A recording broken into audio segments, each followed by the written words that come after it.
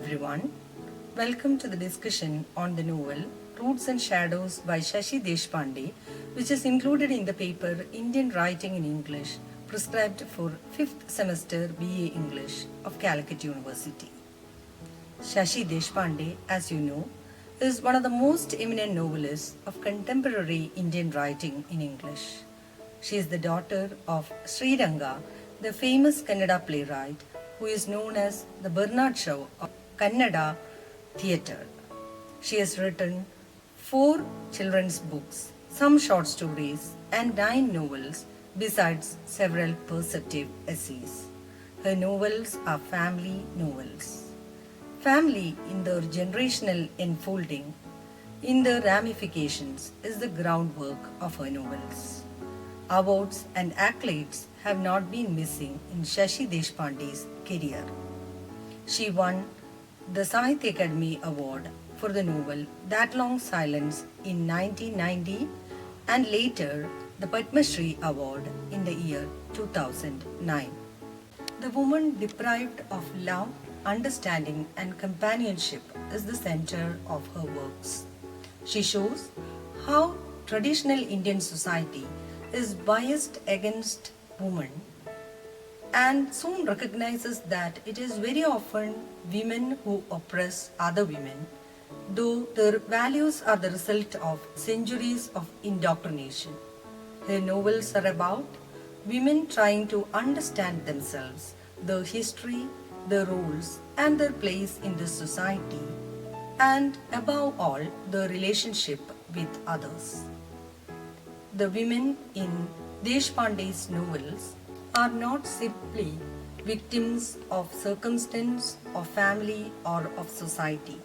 She has rejected all stereotypes and questioned the myths that have so shaped the image of women, even the self-image of women in this country. Over the years that Deshpande's work embraces, they have come to stand out as self-assured, self-empowered, articulate personalities. They leave behind all limits and limitations and cross the barriers and conventions of the society. In a way, through her writing, she has tried to break the long silence of women in our country. Deshpande uses heroine as the narrator and employs some kind of a stream of consciousness technique. The narrative moves back and forth in time, so the narrator can describe the events with the benefit of hindsight. Roots and Shadows won the prestigious Tirupati Rangammal Award for the best novel written and published in India in the year 1982-83. The novel describes the breakup of a large joint family held together by the money and authority of a rich, childless widow, Akka. Let us see the main characters of the novel. Indu is the protagonist. She is a journalist. And we also find Akka, the rich, childless widow, who is the sister of Indu's grandfather. Indu's father, Govind, is a journalist by profession. And we also find Indu's uncles, their wives, and 2 aunts.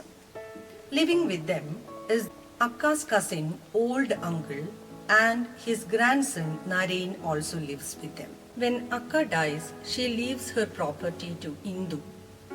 Indu left home at the age of 18 to the city for her studies and is a journalist now.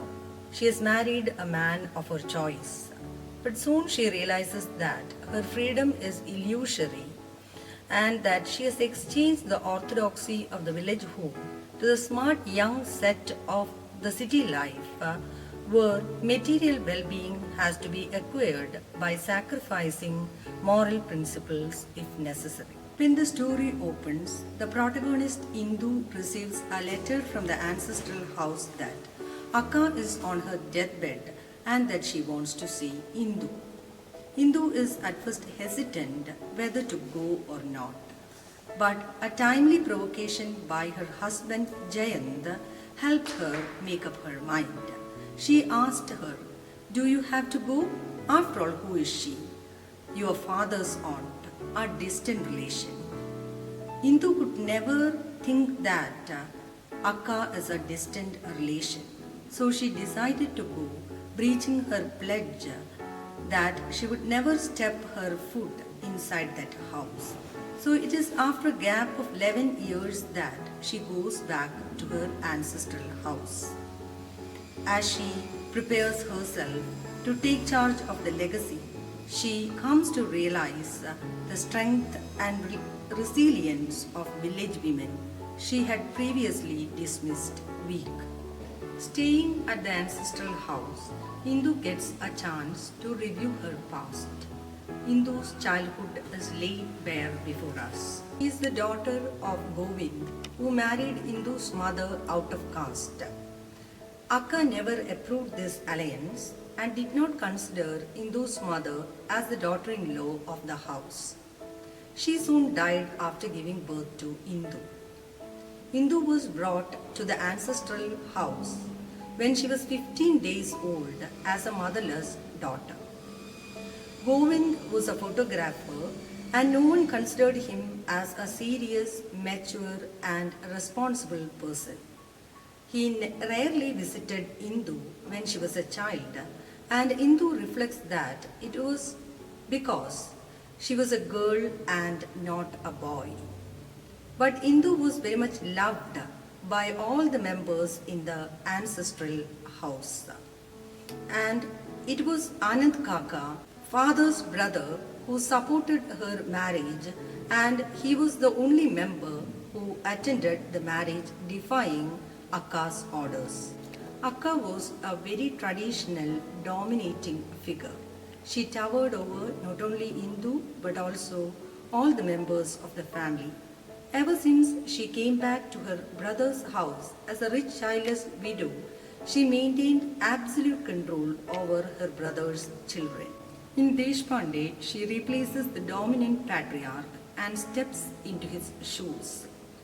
Akka, being very traditional, never gave Indu any kind of freedom, and she was not allowed to mingle with the boys in the school. Indu always rebelled against the domination of Akka. She decided to leave the house when Akka made a very insulting remark about her mother. One day Akka said that Govind was a very nice man until she married Indu's mother. And she went to the extent of saying that it was Indu's mother who enticed Govind out of his wits to marry her. Indu could not tolerate the insult inflicted upon her mother. She decided to go away from the house so that she could escape all the altercation and bickering that tore away her soul. The theme of marriage as a vehicle of female subjugation is a predominant theme in all Deshpande's novels, and this theme is predominant in Roots and Shadows as well. Not only Indu feels uncomfortable in her marriage, but we find that many other women characters also suffer a lot after their marriage. Akka's life itself was full of hardships and troubles. She was married at a tender age of 12 to a man of 13.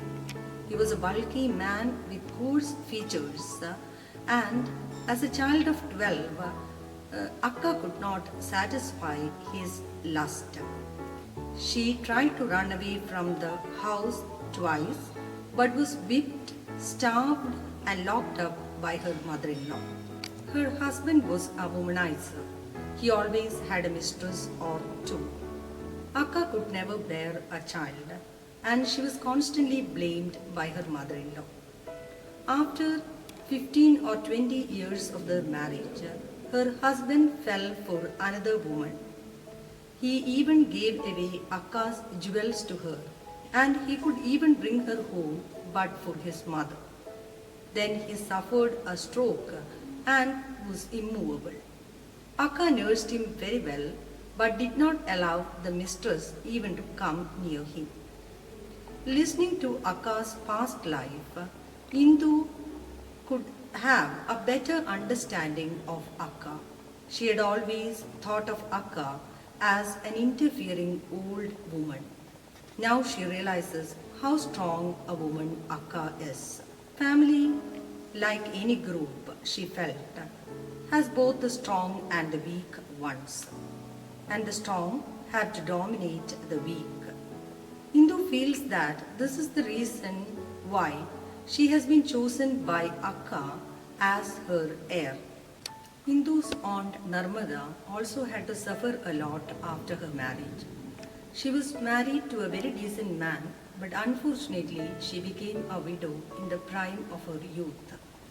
The life of a widow is nothing but a tale of suffering which bring in its train untold problems which no one can predict. She was brought back to her own house after her husband's death because her in-laws had ill-treated her. In the case of Indu also, she was not very satisfied with her relation with her husband. Repressed sexual feelings of Indu finds open articulation in seeking extramarital relationship with Nari, her cousin. She does not feel guilty about it. She finds Naren very compatible. She feels very sad the day she finds him dead by drowning. Akka dies, leaving the ancestral property to Indu. She realizes that freedom can be achieved within the circles without crossing the boundaries. She decides to sell the ancestral house to fund for her cousin Mini's marriage. The house was sold to Shankarappa, who decided to demolish the house and build a hotel there. Everyone in the family wanted to have a share of Akka's money. Sunanda Atya wants to have a share for her son so that he could start a business of his own. Anand Kaka's son Sharad also had plans to start a business. Jayant, her husband, also had his own plans of using the money. Indu decided not to enrich herself with Akka's money and not to give it to anyone else, and decided to spend the money for Mini's marriage. Anand Kaka, along with Kaki, decided to live with their son Hemant in a rented house. Old uncle died before the house was demolished. Indu enters a new phase of life with a new dawn awakening after the demolition of the house. Indu remembers how she has killed her own personality, and the reason is that she is afraid of telling the world that her marriage has failed. She has lived a life of deception. She has never expressed her feelings to her husband. She has never told him what she actually wants. After shedding her inhibitions and deciding firmly that she has to live a life of honesty with Jayanta, she decides to give up her job of writing columns in magazines. Rather, she would take up writing of book. She tells this to Jayant, and he feels as if he had been cheated. But Indu is not at all worried. She now knows what she has to do and attain in life. The novel ends with the affirmation of Indu's personality and also the principle of life, which is endless. Through the image of the tree, Deshpande suggests that Indu has learned to see not only her life full of possibilities for growth and grace, but the very meaning of life itself. It is with a total understanding that Indu decides to go back to Jayant, and at the end of the novel, Indu realizes that Akka is not a sadist. She has confronted her real self and she knows her roots. She need not be ashamed of her body and sexual needs. She has to decide what her job will be. She is capable of taking decisions not only for herself but for others too. Indu, the protagonist in Roots and Shadows, emerges successfully as a woman of determination and does not yield to the dictates of the patriarchal society. She exemplifies a woman in the transitional period that is torn between age-old tradition and individual views. It records how she defies the worn-out traditions, pushes aside all her fears about her imagined inadequacies, and asserts herself as an individual. Hope you enjoyed the session. Thank you.